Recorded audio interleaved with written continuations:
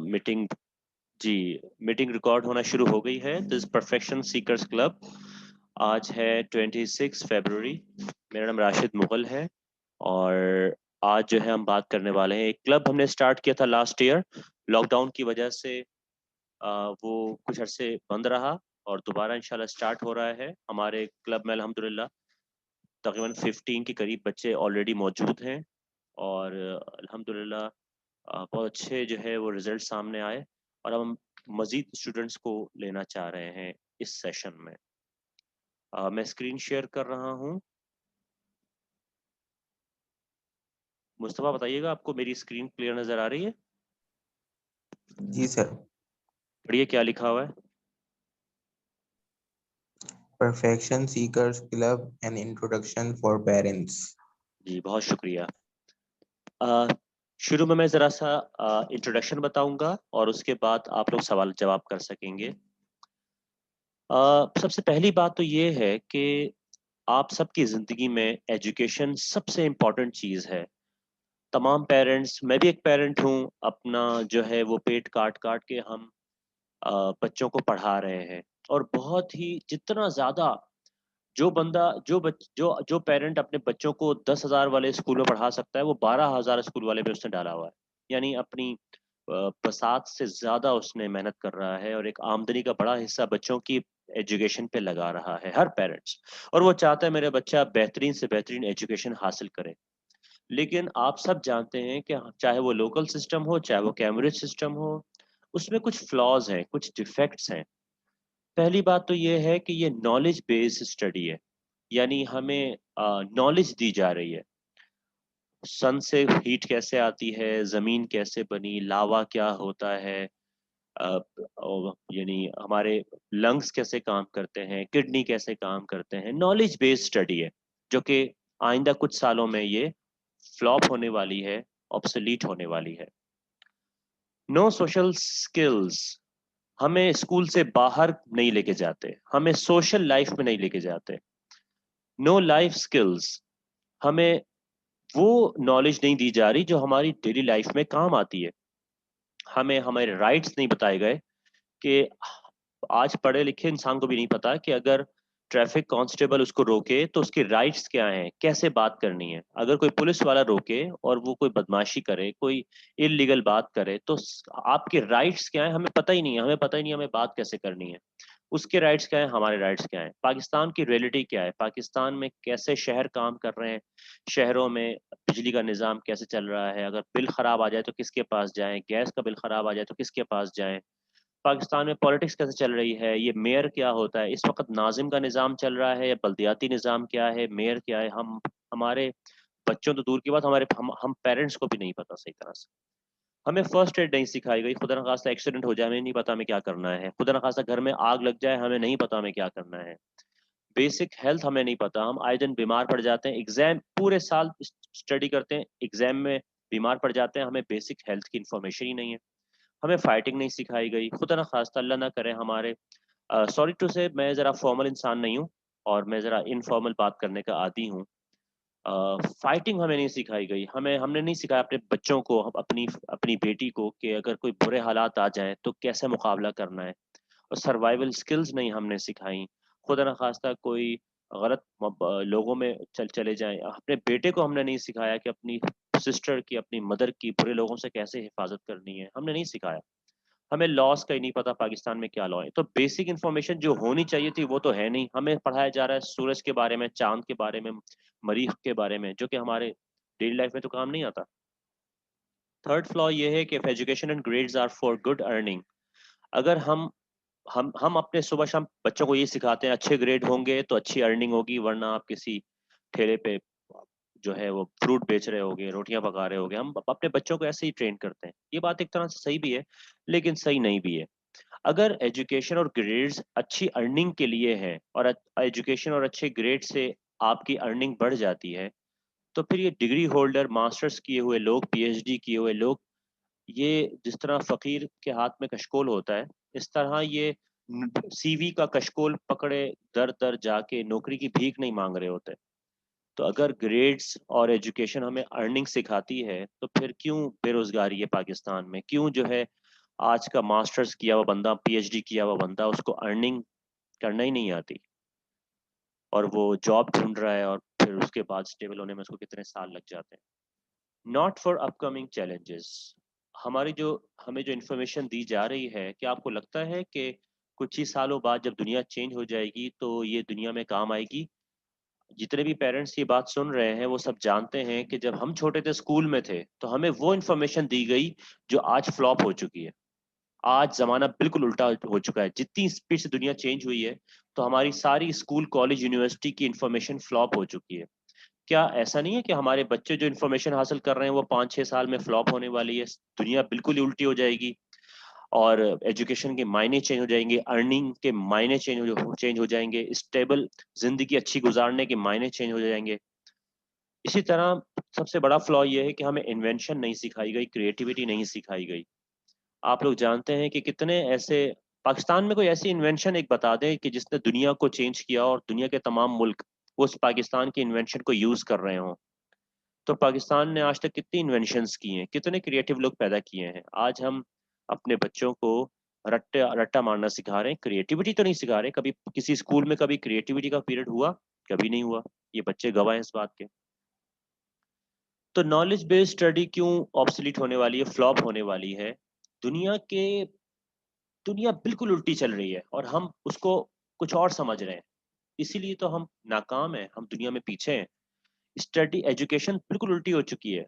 सबसे एक बड़ी एग्जांपल जैक मा जो है alibaba.com का ऑनर है और यूनिवर्सिटी में नहीं जा पाया बेचारा, लेकिन उसने इतनी बड़ी बिजनेस एम्पायर खड़ी की कि उसकी नीचे लिखा हुआ है गूगल में 50 बिलियन तकरीबन उसकी नेट वर्थ है।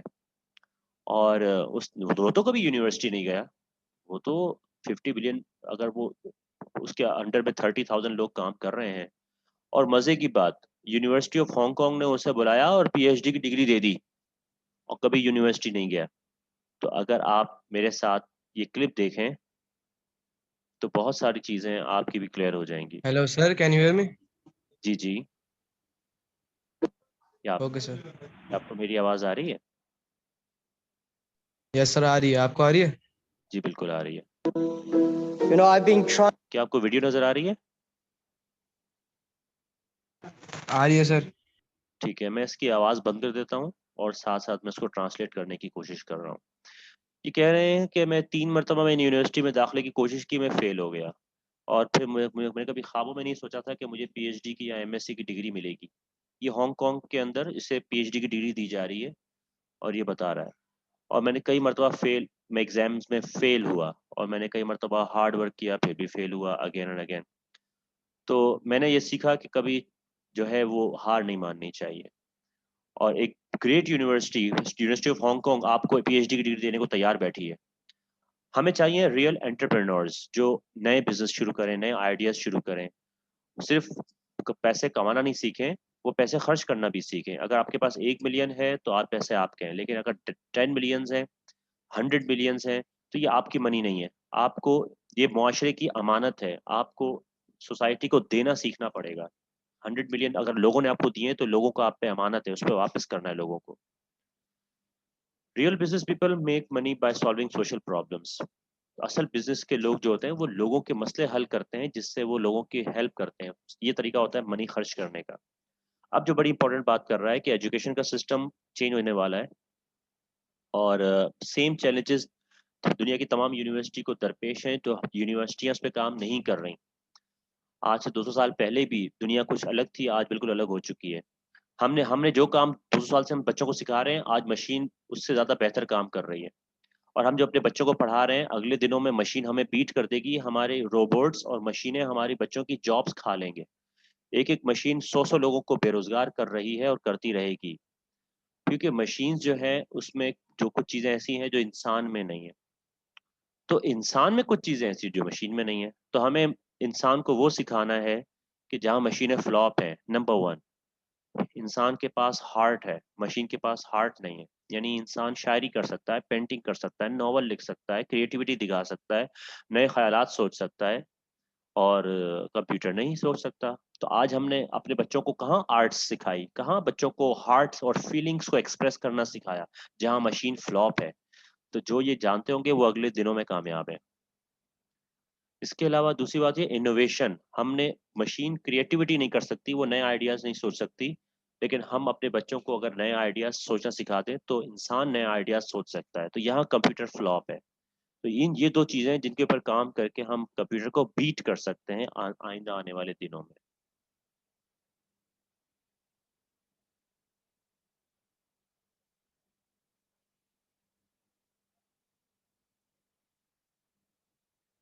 तो, तो अगली स्लाइड है कि world changed, we are not accepting. हम पेरेंट्स, हम टीचर्स, दुनिया चेंज हो चुकी है लेकिन इसको मानने को तैयार ही नहीं है।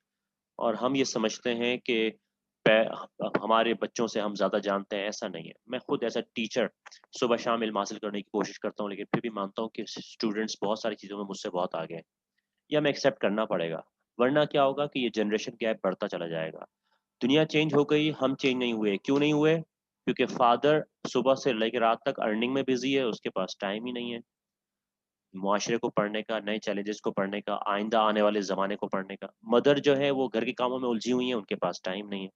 टीचर की कोशिश है कि 10-15 ट्यूशन पकड़ूं, हर जगह 10-15 कोचिंग सेंटर पढ़ाऊं, अर्निंग में लगा हुआ है। टीचर्स के पास भी टाइम नहीं है बच्चों के मुतालिक सोचने का। तो क्या करें? इसीलिए हमारी जनरेशन बहुत ज़्यादा वेस्ट हो चुकी है और होने वाली है। छोटी सी एक कहानी सुनाना चाहूँगा, बल्कि असली स्टोरी है, ओरिजिनल स्टोरी। तो मेरे ज़हन में ये आइडियाज़ कहाँ से आए? तो ये मुझे मेरे लिए जो आइडियल टीचर है वो है एरिस्टोटल।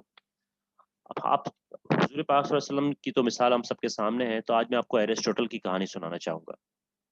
अलेक्जेंडर एक छोटे से मुल्क का बादशाह था जिसने आधी दुनिया को फतह किया। उस वक्त के सुपर पावर्स को फतह किया छोटे से मुल्क के बादशाह ने। कैसे? क्योंकि उसका टीचर एरिस्टोटल था। एरिस्टोटल ने उसको किंग बनाया। तो टीचर्स किंग नहीं होते, वो बेचारे मोटरसाइकिल पे आ रहे होते हैं, लेकिन वो किंग मेकर होते हैं। बड़े बड़े आईजी को उन्होंने बनाया होता है। तो क्या कहानी है? कहानी ये है कि उस जमाने में टीचर कैसे होते थे। जो मेरे जहन में जो आइडियल टीचर की जो कहानी है वो क्या है कि टीचर जो है वो एरिस्टोटल, यानी अलेक्जेंडर के वालिद जो फादर थे वो किंग था। और जब बच्चा पैदा हुआ तो उसका दो बच्चे थे। एक जो है वो यानी किसी और बीवी से था और एक इस बीवी से था। दो सौतेले भाई थे गालिबन। तो उसने दुनिया का एक अच्छा काम किया कि उसने दुनिया का सबसे बेस्ट टीचर को हायर किया मुंह मांगे दामों पे। और एरिस्टोटल ने कहा कि अगर मैं इस दो बच्चों को संभालूंगा तो पूरी तरह संभालूंगा, बीच में कोई नहीं आएगा मेरे। उसने कहा पहली बात तो ये कि मदर बच्चों को खराब करती है, मैं मदर से दूर रखूंगा। उसने एक नया महल से दूर एक नया महल बनवाया और उसके अंदर दुनिया की तमाम लेबोरेटरीज बनाई और बच्चों को 1 या 2 साल की उम्र से ही गोद ले लिया। उनको चलना सिखाया, खाना पीना सिखाया, बैठना उठना सिखाया और 3-4 साल की उम्र में उनको छोटी छोटी दिमाग की पजल सॉल्व करवाए, चीज़ें सिखाई अलेक्जेंडर और उसके भाई को। और उसके बाद जो है वो जब थोड़े बड़े हुए तो उसने हर पौधे का इल्म दिया कि किसका पत्ता कैसा होता है, किस बॉटनी का सारा इल्म दिया, किस पत्ते से कौन सी दवाई बनती है, किस कीड़े से कौन सी दवाई बनती है, दुनिया में कितने किस्म के एनिमल्स हैं। उसने नफ्सियात सिखाई, उसने साइकोलॉजी सिखाई, उसने सोशोलॉजी सिखाई, उसने इकोनॉमिक्स सिखाई, उसने घुड़सवारी सिखाई, उसने जो है वो, हाँ, हर जो चीज़ वो नहीं सीख सका उसने ट्रेनर्स रखे। कहने का मकसद ये है कि उसने 17-18 साल की उम्र में जब अलेक्जेंडर बादशाह बन गया तो उसके बाद छोटे से मुल्क का बादशाह था। वो इतना ट्रेंड हो चुका था कि उसने बहुत ही बड़े बड़े बादशाहों को हराया, सुपर पावर को हराया और दुनिया का सबसे बड़ा सुपर पावर बन गया और आधी दुनिया पे कब्जा कर लिया। तो असल में अलेक्जेंडर किसने बनाया? एरिस्टोटल ने। उस जमाने के टीचर ऐसे थे और आज का भी मेरा समझता हूँ आइडियल टीचर वही है कि जो बच्चों को इस तरह ट्रेन करे, दुनिया के हर सब्जेक्ट हर चीज में ट्रेन करे। अल्लाह करे ऐसा कोई टीचर मुझे मिल जाए, अभी तक मिला नहीं। परफेक्शन। परफेक्शन का टॉपिक क्या है? अ, पता रेहान, आपको मेरी आवाज आ रही है ना जो बोल रहा हूँ?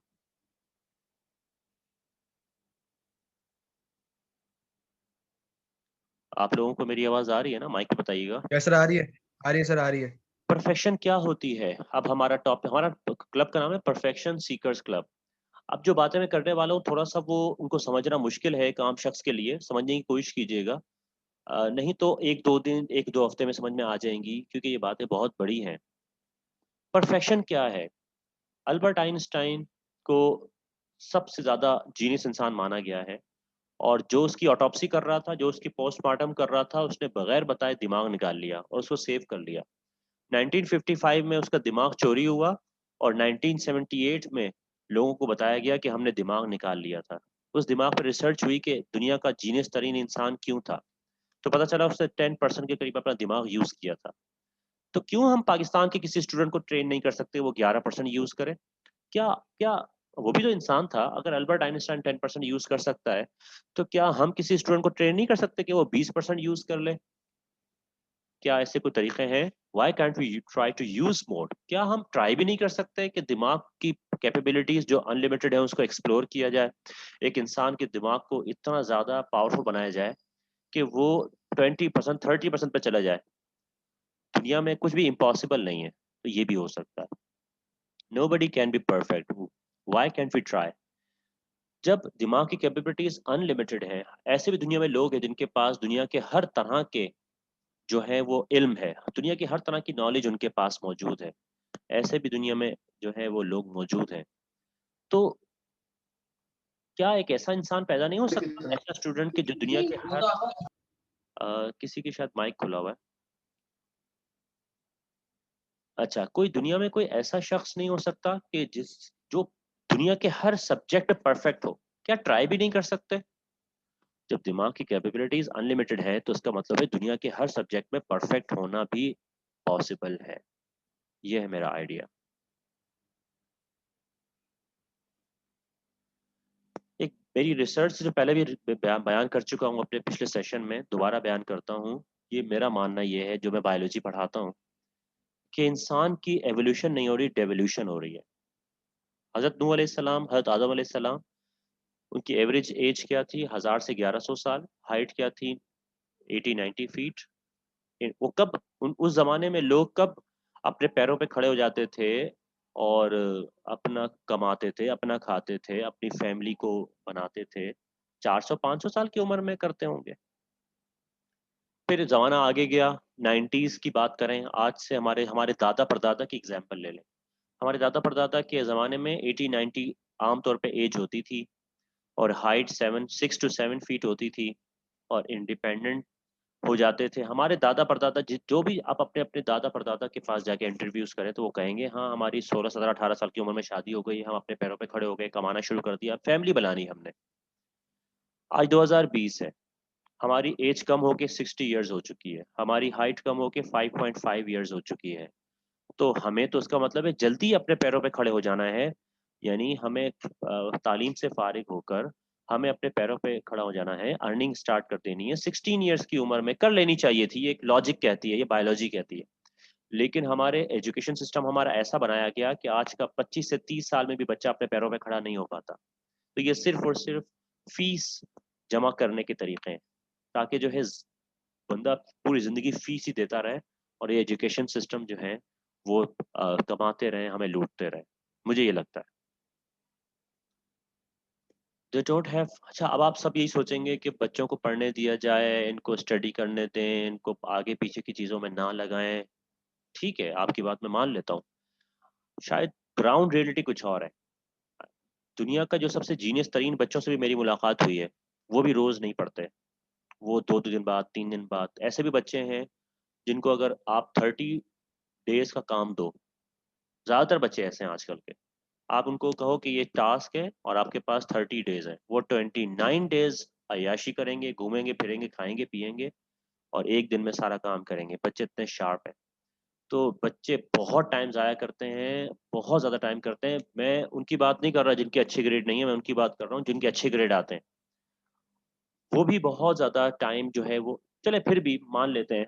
अच्छा, ये आजकल के जो बच्चे हैं, उनको आप जितना मर्जी आप इंगेज कर लें, वो फिर भी जो जो यानी जो एक्स्ट्रा करिकुलर चीज़ें हैं उनके लिए टाइम निकाल ही लेते हैं।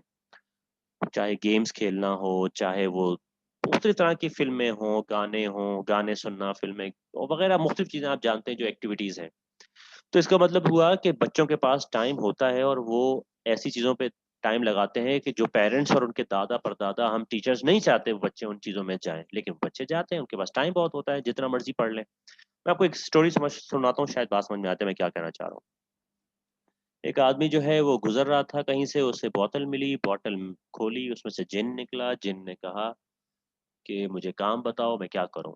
उसने कहा, बहुत खुश हुआ, उसने कहा मेरे लिए बंगला बना दो। उसने बंगला बना दिया। महल बना दो, महल बना दिया। उसने कहा मुझे सोना ले आओ, सोना ले आया।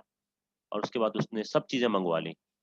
और फिर जिन ने कहा मैं क्या लेकर आऊं आपके लिए, क्या मुझे काम बताओ। तो आदमी ने कहा भाई अब कोई काम नहीं है। तो जिन ने कहा मुझे काम बताओ वरना मैं आपको मार दूंगा। अब वो बंदा परेशान हुआ। अब वो फिर उससे चीजें मंगवाना शुरू हो गया।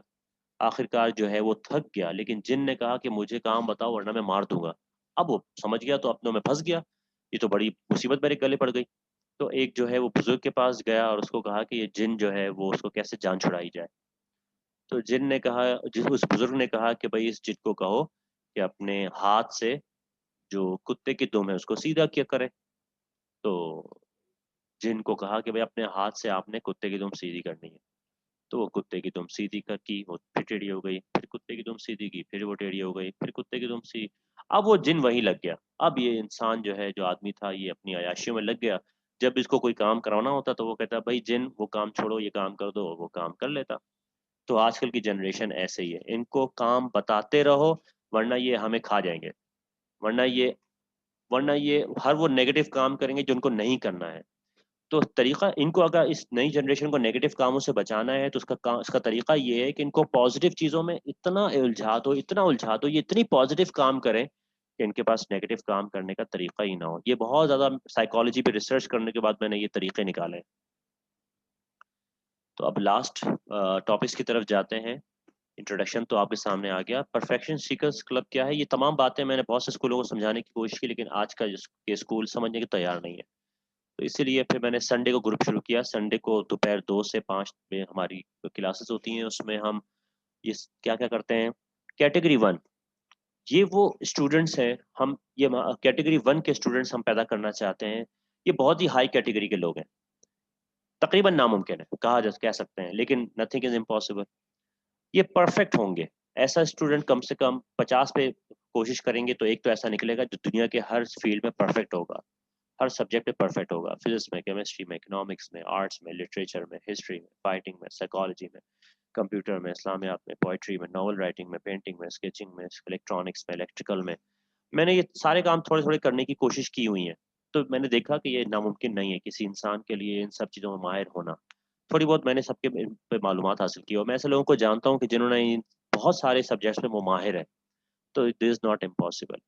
तो कैटेगरी 1 का हम स्टूडेंट कोई नहीं तैयार कर पाए, चलो कोई बात नहीं। कैटेगरी 2 का तो हम कोई बच्चे हम जो है ले आएंगे। ये वो बच्चे हैं जो बहुत ज़्यादा एक्स्ट्रा ऑर्डिनरी नहीं है, नॉर्मल बच्चे हैं। ये नॉर्मल स्टूडेंट्स हैं।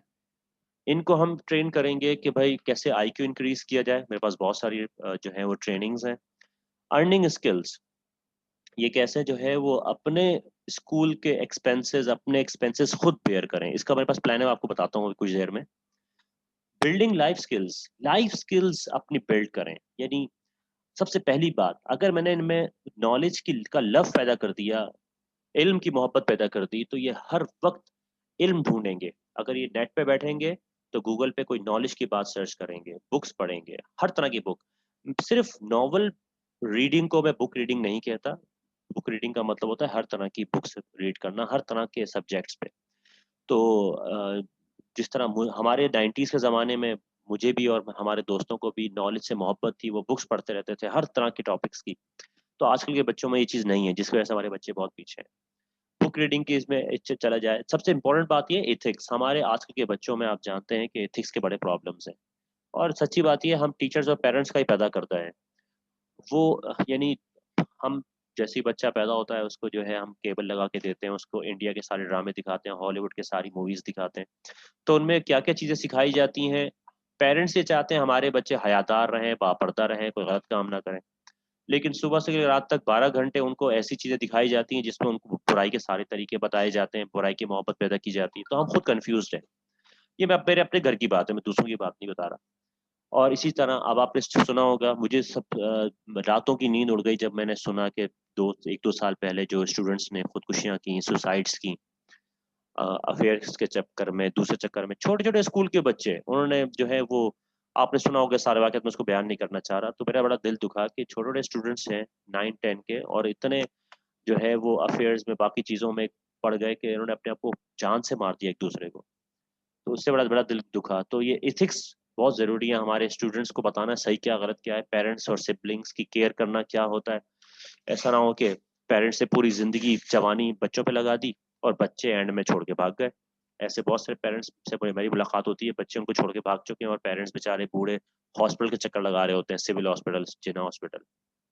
सोशल वर्किंग करें बच्चे, बच्चे गरीबों की हेल्प करें, इनमें ह्यूमैनिटी आए।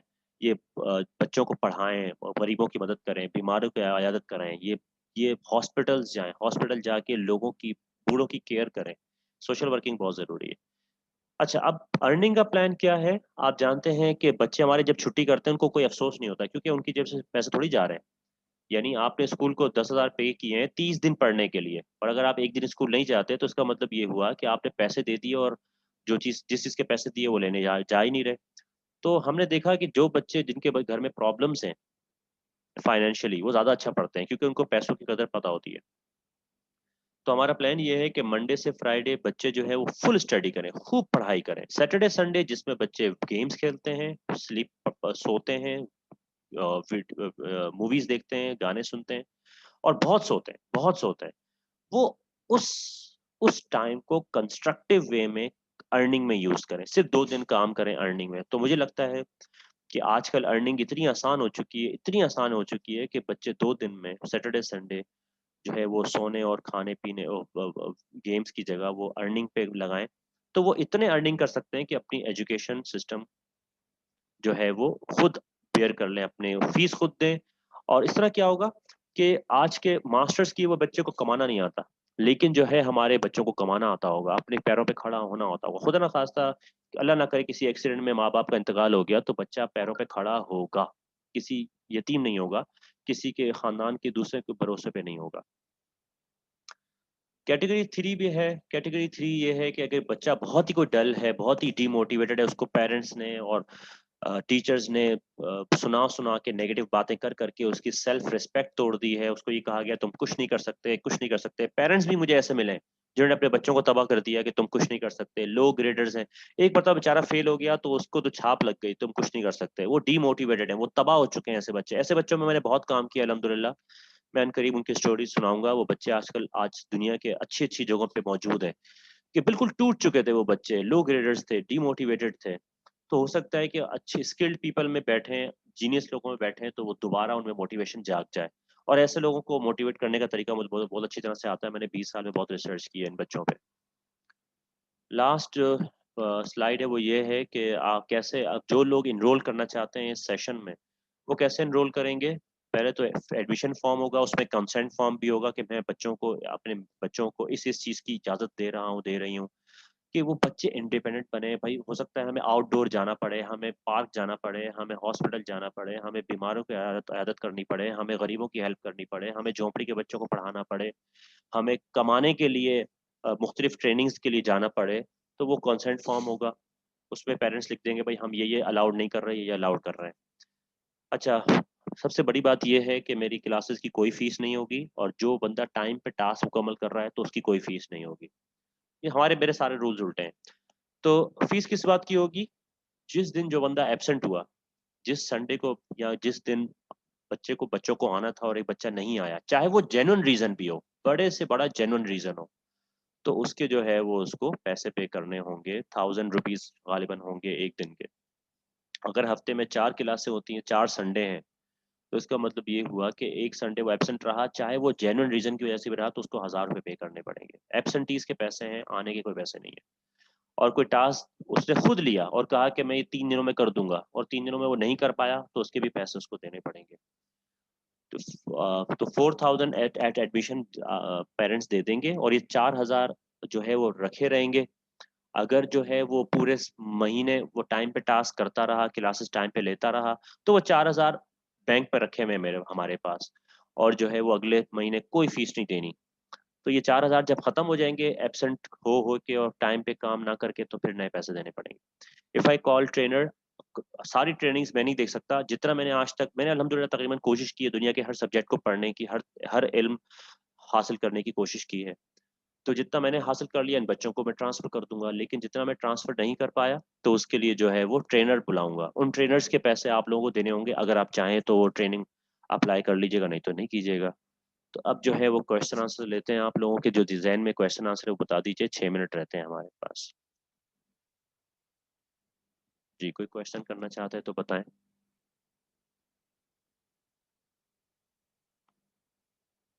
किसी चीज़ पे ऑब्जेक्शन है या कोई चीज़ पसंद नहीं है या कोई प्रोसीजर समझ में ना आया हो?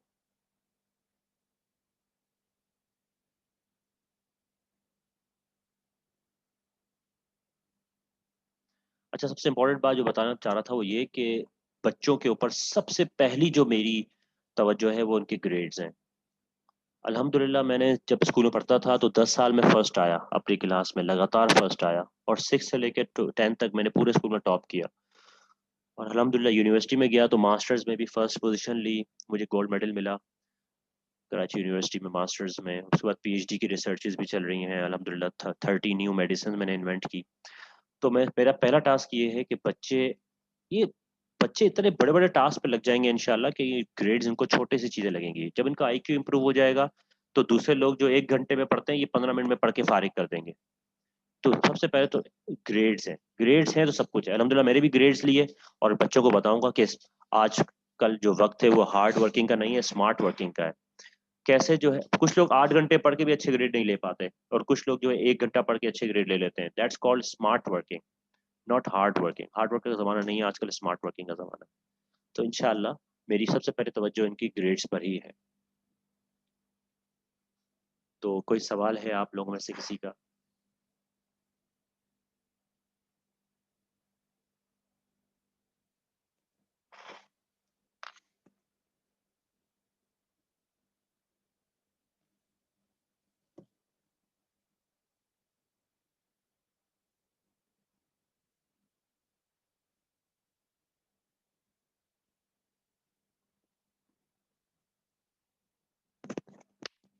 मैं ख़ैर है किसी को सवाल नहीं है, ठीक है, आपके पास मेरा व्हाट्सएप नंबर मौजूद है। एक चैट पे कुछ लिखा हुआ आ रहा है।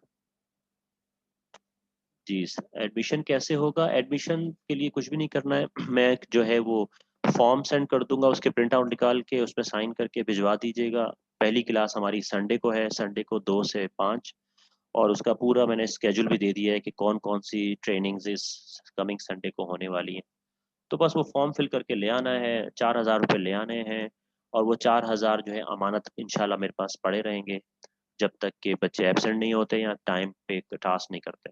तो बच्चे अगर प्रेजेंट होते रहेंगे और टास्क मुकम्मल करते रहेंगे टाइम पे, तो उनको जो है कभी पैसे नहीं देने पड़ेंगे ज़िंदगी में, इस 4,000 देने के बाद।